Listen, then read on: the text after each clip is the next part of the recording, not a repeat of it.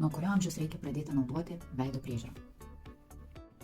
Jau kūdikiams mes naudojame aliejus ir kremus tam, kad sudarkinti savo odą. Bet kas liečia veido odos priežiūros, dažniausiai mergaitės ir berniukai susirūpina paauglystėje, kai prasideda pirmos odos problemas, tai yra sausėjimai arba spuogai. Tai paauglystėje tikrai nereikia labai daug priemonių naudoti, iki 20-25 metų oda turi dar pakankamai resursų, kad pati atlaikytų išorinio poveikio iššūkius. Tai galima apsieiti tik tai 3-4-5 priemonėm. Kasdien patartina naudoti prausiklį pagal savo odos tipo, odos būklę ryte ir vakare, ir būtinai naudojame drėkinimą pagal savo odos tipą arba mišriai odai arba sausai odai ryte ir vakare.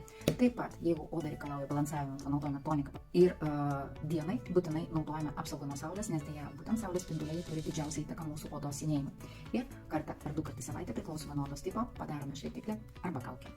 Ir dar kartelį noriu priminti, kad be galo svarbu, kad priemonės būtų parinktos individualiai pagal odos tipą ir odos būklę.